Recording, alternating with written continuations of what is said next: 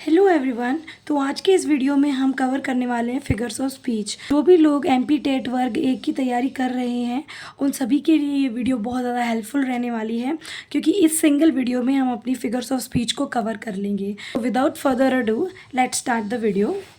So first of all figures of speech में हमारे पास होता है सिमिले।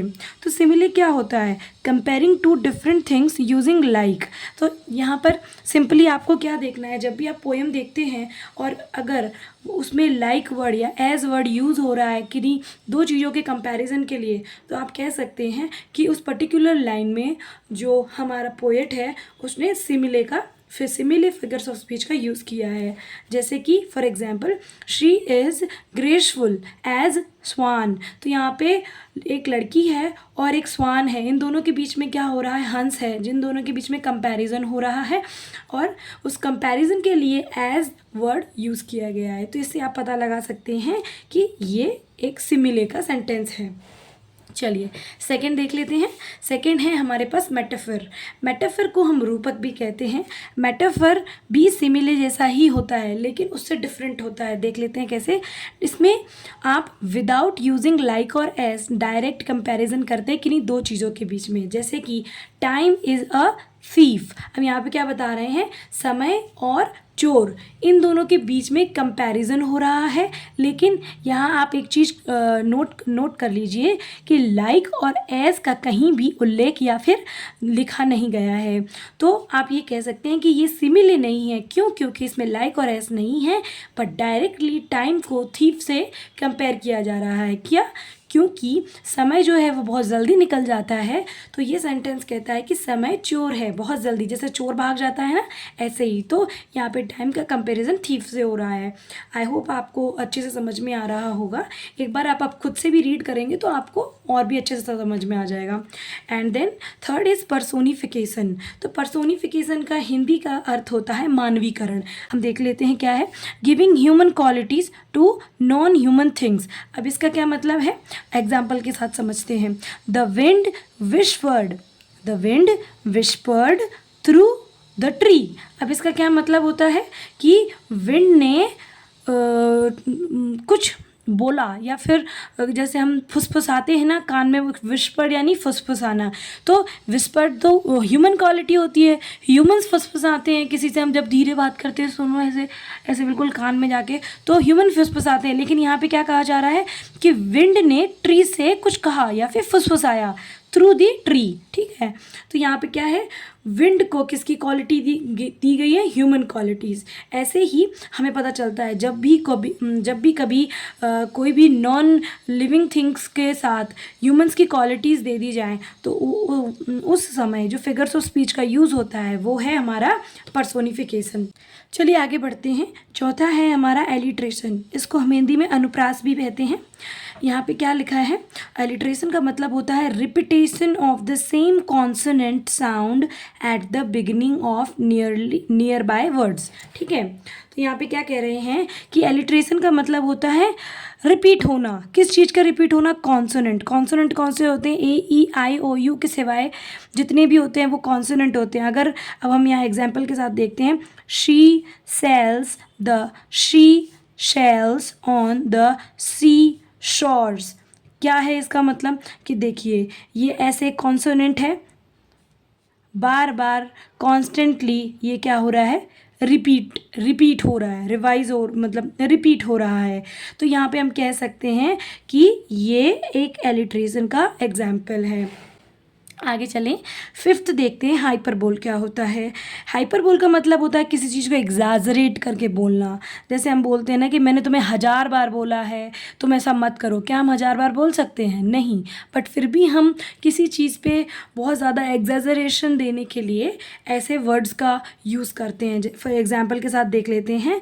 I have told you a million times. मतलब मैंने बहुत बार आपको बताया है, मतलब मैंने तो आपको मिलियन टाइम्स बताया है। मिलियन टाइम्स कोई बता नहीं सकता, पर किसी चीज़ को अतिशयोक्ति, आप यहाँ पे हिंदी मतलब भी देख रहे होंगे कि आप बहुत ज़्यादा बढ़ा चढ़ा के बोलते हैं तो उसे हम हाइपरबोल फिगर्स ऑफ स्पीच कहते हैं। सिक्स्थ देख लेते हैं, ओनोमेटोपोइया। पिया।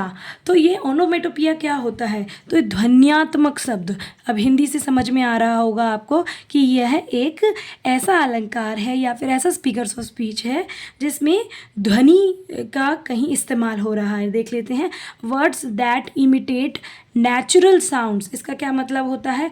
द बीज, अब यहाँ पे ये मैंने स्पेलिंग रॉन्ग लिख दी है, बीज, द बीज बर्ज्ड। आपने देखा होगा कि बहुत सारी मधुमक्खियाँ जब साथ में होती है तो वो भिन भिन आती हैं, है ना, तो उसको हम क्या बोलते हैं? The bees बज्ड। आप देख पा रहे होगे कि यहाँ पे एक ध्वनि जो है वो निकल रही है, बज्ड, है ना। तो इसीलिए जब भी इस तरीके की हमको सेंटेंस देखने को मिलते हैं तो हमें ये समझ में आ जाना चाहिए कि इस सेंटेंस के अंदर या फिर किसी भी पर्टिकुलर पोएम की लाइन के अंदर ओनोमेटोपिया का यूज़ हुआ है। आगे चलते हैं, आगे बढ़ते हैं और देखते हैं कि 7th जो है हमारा ऑक्सीमोरन है, विरोधाभासी युक्ति। इसका क्या मतलब होता है? Combining two contradictory terms. अब कॉन्ट्राडिक्टरी टर्म्स क्या हो सकते हैं? हॉट एंड कोल्ड, है ना, फिर सॉफ्ट एंड हार्ड, ये दो कॉन्ट्राडिक्टरी हैं, ऑपोजिट वर्ड्स होते हैं, इनका साथ में किसी सेंटेंस में यूज़ हो तो वहाँ पे हम कह सकते हैं कि ऑक्सीमोरन जो है वो यूज़ हुआ है। कैसे? For example, bitter sweet memories, मतलब कुछ मीठी, कुछ कड़वी जो है हमारे पास क्या है? मेमोरीज़ होती हैं। मेमोरीज़ भी हो सकती है ना, कुछ अच्छी होती हैं, कुछ बुरी बुरी होती हैं। तो जब हम ऐसी चीज़ें बोलते हैं, कॉन्ट्राडिक्टरी टर्म्स एक साथ यूज़ करते हैं, तो उसको हम क्या बोलते हैं? ऑक्सीमोरन बोलते हैं। आई होप आपको समझ में आ रहा होगा। देन यहाँ पे 8th जो है वो है आयरनी। आयरनी की मतलब होता है, ये तो हम बहुत अच्छे से जानते हैं क्योंकि हम सब विडम्बना में फंसे रहते हैं। तो आयरनी का मतलब होता है विडम्बना। तो saying the opposite of what is meant, often for humour और एम्फेसिस। तो आपने सुना होगा, कोई बहुत सारे लोग होते हैं सरकास्टिक कमेंट पास करते हैं। सरकास्टिक का मतलब होता है कि कोई ऐसी चीज़ बोलना जिसका मतलब कुछ और है या फिर मजाक के लिए हम वो यूज़ कर लेते हैं।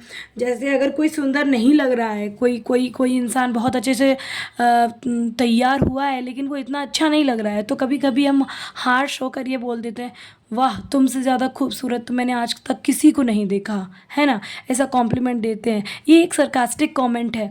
यहाँ पर जो है आपको पता है कि वो सामने वाला सुंदर नहीं लग रहा है लेकिन फिर भी आप एक ह्यूमरस वे में अपनी बात रखती हैं, तो जो वो होती है वो आयरनी होती है। ठीक है। 9th है हमारा पन। इसका मतलब होता है a play on words often humorous. मजाकी तौर पे हम कुछ वर्ड्स का यूज़ करते हैं, जैसे कि time flies like an arrow, कि एक तीर जैसे छूटता है ना वैसे टाइम फ्लाई कर जाता है। ठीक है, आगे बढ़ते हैं।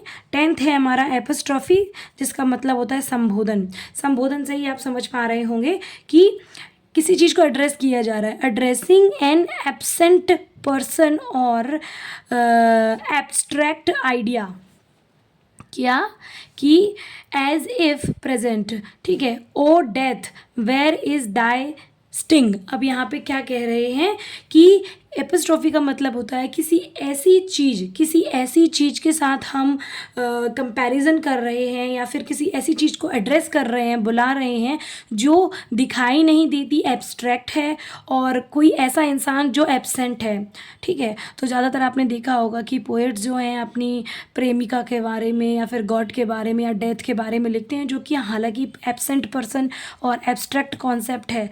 तो वो जो होता है वो एपिस्ट्रॉफी अलंकार यानी कि एपिस्ट्रॉफी फिगर्स ऑफ स्पीच कहलाता है। जैसे कि यहाँ पे उसने बोला है, ओ डेथ, हे मृत्यु, वेयर इज़ दाई स्टिंग, कि आपकी स्टिंग कहाँ है। ठीक है। तो ये हमारे 10 फिगर्स ऑफ स्पीच थे। आई होप आप लोगों को ये समझ आए होंगे। अगर आप लोगों को ये समझ आए हैं तो please do like and share this video and do comment also. That will boost my confidence. Thank you so much.